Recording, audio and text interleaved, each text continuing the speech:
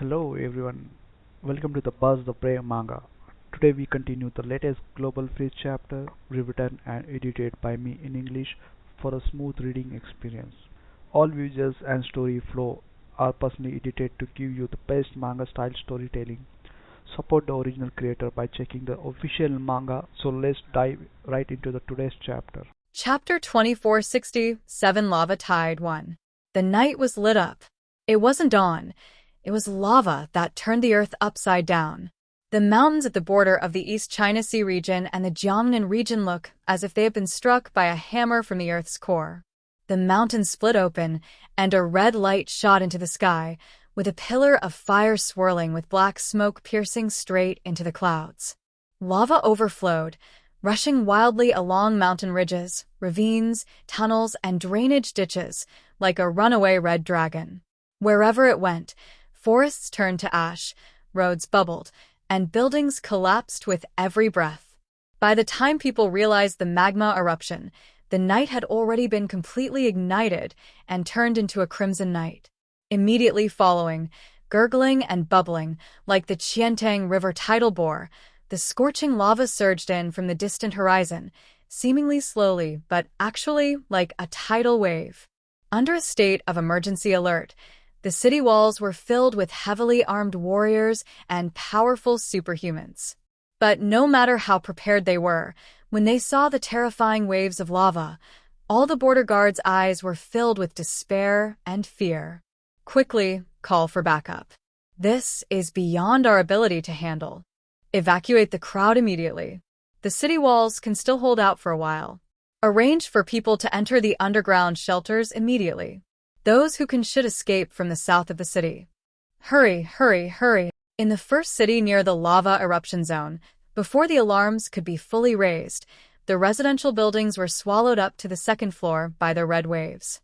The city walls, over 50 meters high, could withstand the erosion of the sea waves, but the magma erupting from beneath the earth was enough to destroy everything from the inside. In the second city, white vapor first spewed from the subway exit, then red flames, and the glass curtain wall melted and fell down in large sections. In the third city, the steel cables of the cross-sea bridge were baked blue by the heat wave and then broke like a string. The bridge sank a section, and vehicles slid into the sea of fire like toys. The crowd fled. The radio was hoarse. The rescue channel was filled with coordinates for help and intermittent cries for help. Requesting reinforcements, East Sea region, A17 grid, south side of the city, lava has entered the core residential area. Thousands of people are trapped in the protein factory in B02, Jiangnan district. Some people are walking in the fire. Zhurong, which unit used this term? I can't hear you repeat it. The whole world was in chaos, and the top leaders of each region were having trouble sleeping. They immediately convened a plenary meeting to discuss countermeasures. The Jiangnan and Donghai regions were in the most panic because the ancient civilization appeared in a border area between their territories. Several nearby cities have now been swallowed by lava, and they saw the shadow of the Zhurong clan in the images. We must send people over immediately to suppress this.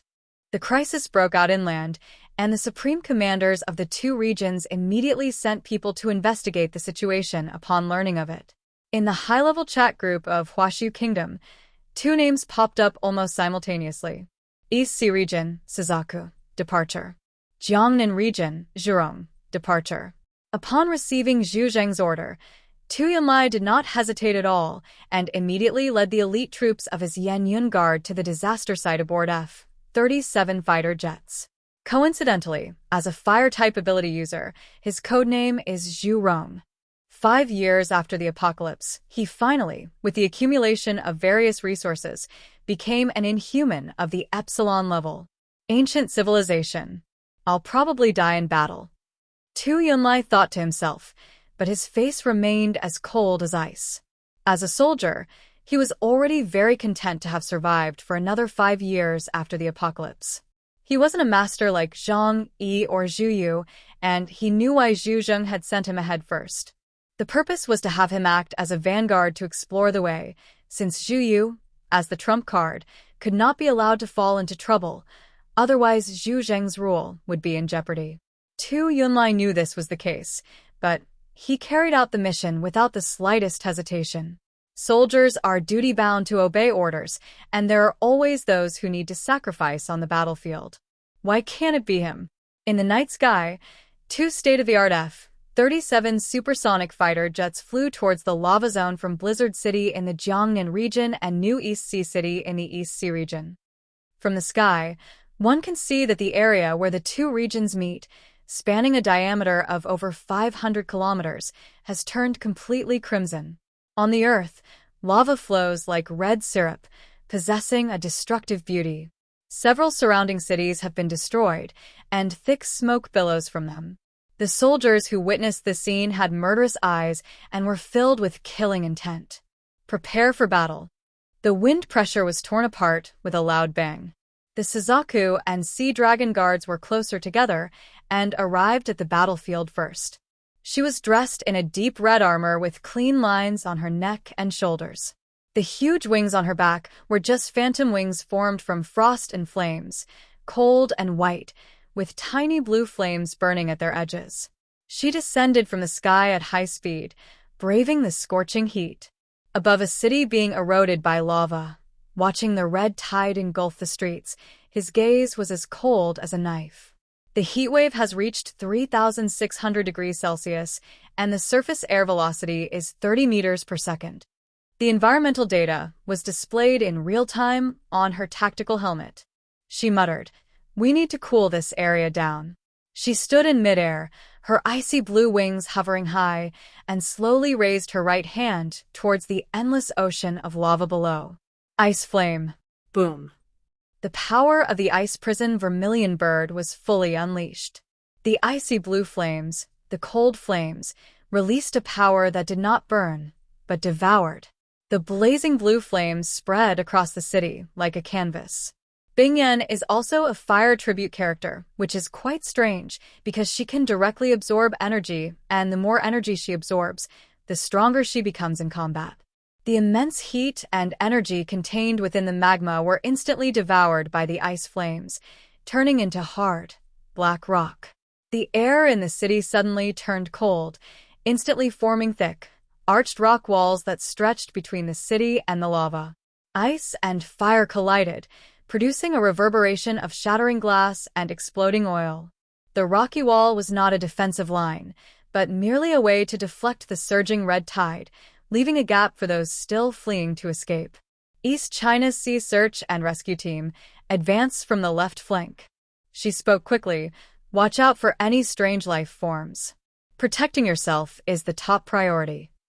The elite Hailong guards of the East China Sea region immediately agreed, and quickly entered the area in three-person teams to search for survivors and gather intelligence on the Zhurong clan in the cooling zone opened up by the vermilion bird. Boom! The sound of an explosion suddenly came from the other side of the city, like a heavy heart suddenly leaping in the chest. Tu Yunlai arrived riding on fire. He didn't have the cold, elegant armor of the vermilion bird, but only a modified combat uniform with the Jiangnan emblem engraved on his shoulder armor and two ring-shaped energy collectors on his waist constantly flashing red light. That cold, hard face was still half hidden in the high collar of his military uniform, with only a pair of resolute eyes visible. Chapter 2468 Lava Tide 2. Vulcan Explosion. Detonation distance 1,600 meters, thermal pressure pushing outwards. He raised his palm, his knuckles clenched tightly. Then he threw a punch straight at the lava field in front of him. The intense flames on his fist transformed into a spiraling storm, slamming fiercely forward. It is not easy to devour magma with flames, but fire tribute superhumans will have their power greatly amplified in such places. With that single punch, a large area of clean land was cleared away. It was as if invisible explosives had been stuffed into the air, and the flames exploded piece by piece at the edge of the lava, pushing the red tide that was about to engulf the streets to both sides. Tu Yunlai slowly descended from midair, crushing the molten lava with one foot, his eyes fixed on the destroyed city. Not again? How many times has this happened already? Damn alien race. His fists clenched so tightly they cracked. The Jiangnan region had been harassed by foreign tribes the most times. The Wulwan Empire launched several attacks. Although Tianhai's city managed to withstand most of the offensive, the surrounding cities were also affected, resulting in heavy casualties. Now, less than a year into peace, another ancient civilization has invaded. Rough estimates suggest that more than 200,000 people died in the lava attack. All of this happened in less than half an hour. "I will burn all of you scum to ashes," Tu Yunlai roared. He contacted Zhuke directly through the communication channel. "Zhuke, this is Zhurong. I have arrived at Anma City." Received. Suzaku's voice was calm. "The situation is unclear. Rescue them first, then adapt to the changing circumstances." The two looked up at the sky. Everything here was being monitored in real time by the high-ranking officials of the two major regions. Space-based weapons have also been targeted in space, giving them great confidence. Without further ado, the two immediately led their team into the rescue operation. Rescue people, clear obstacles, suppress fire, and build temporary heat dissipation channels. They pried the teeth of the disaster outwards, using the most professional disaster relief methods. Fast, precise, and desperate. In the 5 years since the apocalypse, disaster relief methods have become incredibly sophisticated. Even with 2 epsilons joining them, the troops that arrived here temporarily were still too few in number. But the epsilons are better at destruction than rescue, so they can only run around while also having to guard against the Zhurong tribe that may appear at any time. The city is still burning. The distant mountain ridges resembled gaping iron maws, spewing out indescribable heat and red light. The magma, like a rushing red ocean, burst forth from the cracks in the earth, carrying scorching waves of fire, tearing air currents, and a violent sulfurous smell, and madly rushed towards human streets, bridges, and tall buildings. The sky above the entire city was stained a dark red, and the clouds were pressed down and distorted by the radiation of the flames, resembling a giant fire cap about to collapse. The sounds of alarms, sirens, the buzzing of emergency shutdowns at nuclear power plants, the short, rapid beats of emergency medical services, and the cries and prayers of refugees intertwined to form a trembling wall of noise that slammed into everyone's eardrums. Zhuke and Tu Yunlai had grim expressions as they used the extreme temperature resistance of their combat suits to quickly rescue one survivor after another. They saw large numbers of corpses turn to charcoal or even rock and countless severely wounded people. Rescue teams swept through the air, bringing survivors to areas not yet swallowed by lava. Suzaku used its ice and fire powers to construct a massive rock wall, creating a sanctuary where survivors could find temporary rest. In the very center of this apocalyptic scene, Suzaku and Tu Yunlai stood side by side, the special task force members from the two regions finally reuniting. "Have any aliens been spotted?" Tu Yunlai asked coldly. No. "But I suspect they'll be here soon." Zhuchue's eyes were fixed on the distance, his face bearing a cold and solemn expression. They created such chaos to test the strength of us humans on the surface. "So, if we show up, they'll be here soon too." Tu Yunlia's gaze turned cold. "You're right. Once a war breaks out between civilizations, the initial stage will definitely be one of mutual probing." There was something he didn't say. That is, both he and Suzaku were bait sent out by their respective civilizations. The bait might die here. As if to confirm their words, after the sea of lava in Kurama City was stopped, a special blank area was clearly formed in the entire lava-covered area. This naturally attracted the attention of the Zhurong clan. Zhuke and Tu Yunlai stood amidst the ruins, protecting the rescue team and the wounded, waiting quietly. They weren't made to wait too long. A moment later, the air suddenly emitted a piercing, teeth-grinding shriek. Boom! From the north of Kurama City, the earth suddenly cracked open, and an even more terrifying magma tsunami was coming. That wasn't flowing, but rather the entire crater overturning and collapsing. A liquid hell, in shades of fiery red, orange, and platinum, rises dozens of meters above the city center. Like a living, breathing giant whale of sparks, it leaps up, carrying immense pressure, igniting a prairie fire, and possessing the power to destroy cities, charging forward. The crest of the wave continuously split open, spewing out countless tongues of fire. The wave crests resembled an inverted dome, causing the air to contract violently. The glass bulbs of the streetlight shattered on the spot in the still air, and sparks flew away like frightened fireflies. "Get out of the way!" someone roared. But as soon as the crowd retreated a step, the heat wave arrived first, as if the oxygen in the entire block had been swallowed up in one gulp, and the lungs of hundreds of people simultaneously contracted sharply, their throats emitting a burning, hoarse sound.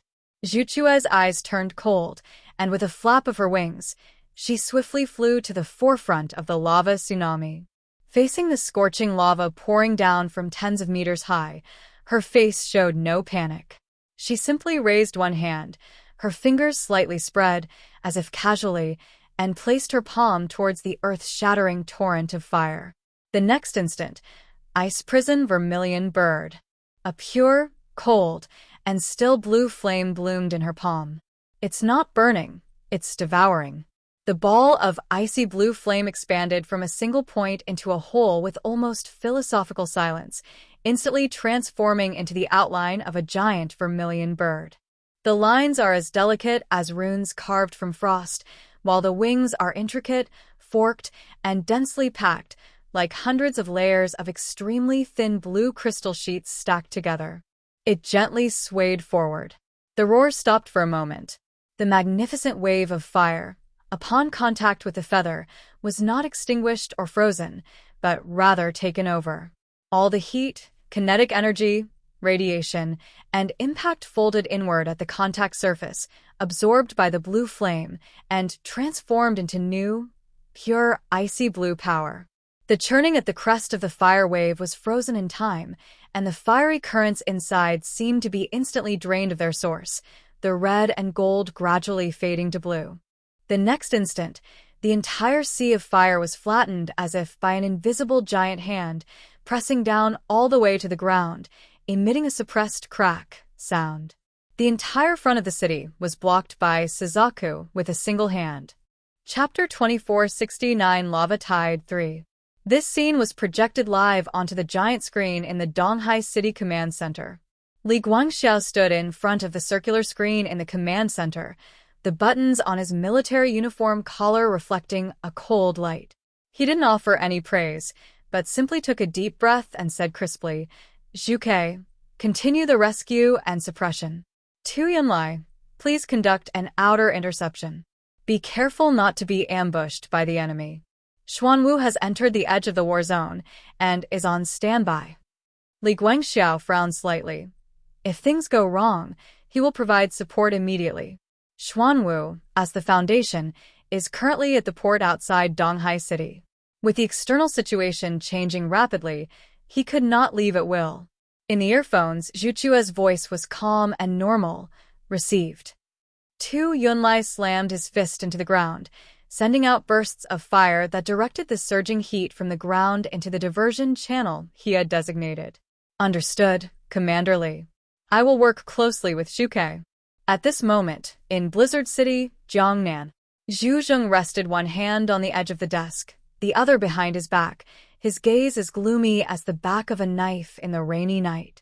Zhu Yu sat to one side, his posture languid, but his eyes were like an unsheathed longsword as he gently poked at a balancing pigeon on the table. She was eager to try, and her warlike nature and desire to devour more powerful individuals resurfaced. But now Zhu Zheng is keeping a close eye on her and has explained the pros and cons. Otherwise, she would have slipped away quietly long ago. Secretary Lan Xinqing's fingers flew across the keyboard as he switched the satellite angle. The Vermilion Bird has deployed a large-scale ice prison to absorb energy, and Tu Yunlai is constructing an explosive pressure recoil. The underground magma eruption has been temporarily suppressed. However, no signs of ancient civilizations have yet appeared. Zhu Zheng was staring at the screen when he suddenly turned his gaze and said, "Keep the frame." The blue and red on the screen were still locked in a stalemate when, in the next instant, The ground seemed to be lifted up by a row of invisible giant piles. 5 blazing pillars of fire rose straight up from the sea of lava, like 5 red-hot spears piercing the night. The flames died down, revealing 5 figures standing atop the pillar. They rose from the ground, the pillars of fire beneath their feet condensing into swirling, molten gold steps in midair. Crimson light patterns, like living things, spiraled and climbed along their ankles, finally settling into the grooves of their armor. Click. A very soft click of the clasp, as if some ancient royal authority had taken its place upon them. 5 tall, crimson figures stepped out of the lava and appeared before Tu Yunlai and Zhu Ke. They were tall, with tendons that looked like knife marks carved out of volcanic rock. Their crimson armor was not worn, but integrated with their skin and flesh, with fine melting marks on the edges of the armor plates. Each person's helmet was adorned with a different fire crown, resembling a feather fan, a branch of flame, or a spiderweb of flowing fire spread from the fan ribs. Deep within their eyes were not pupils, but rather extremely long golden lines, as if trying to weave a net through the air. As expected, 5 warriors from the Zhurong clan were drawn to Tu Yunlai and Zhu Ke and appeared in the city center to confront the two.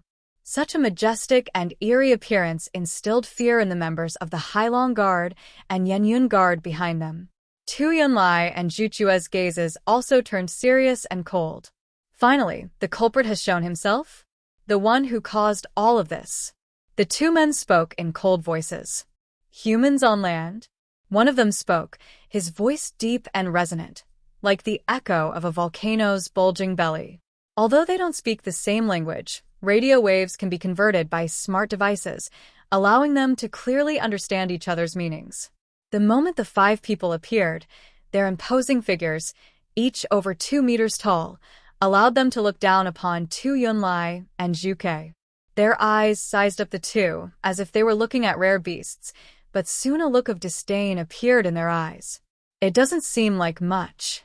So frail and short, how much power could such a body possibly possess? Another Zhurong warrior carried a heavy axe forged from rapidly cooled magma on his shoulder. There were streaks of crimson lava flowing along the axe blade, radiating a terrifying heat. Interesting. Are you the strongest in this country?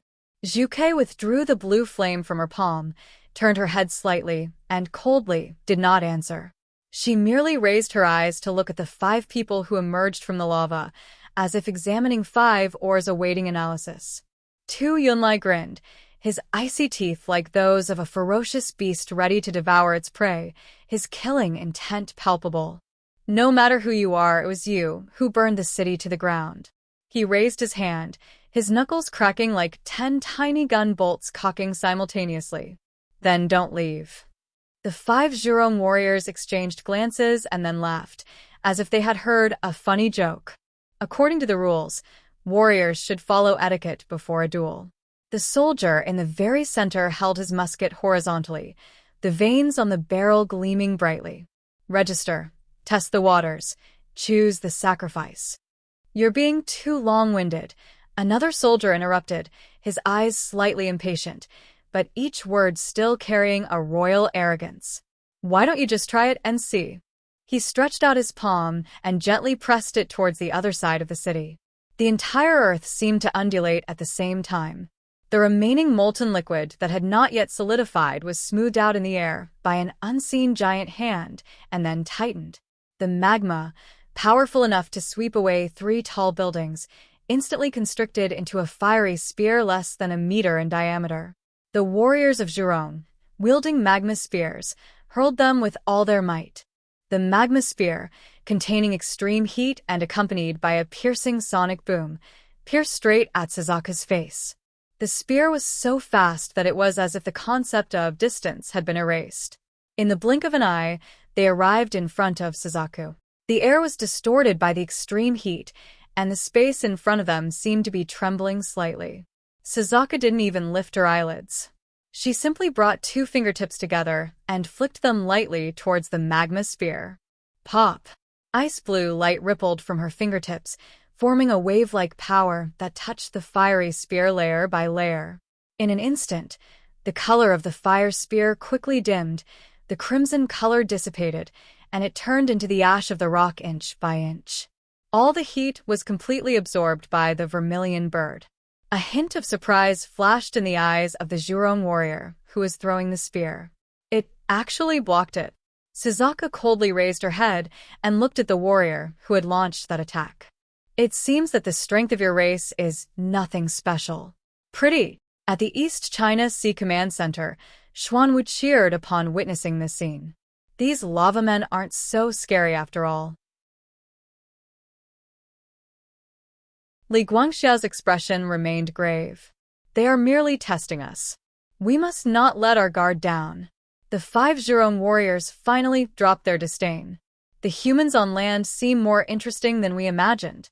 Well then, let's take this a little more seriously. The second soldier stepped forward. A branding iron-colored flower bloomed on the chest of his armor.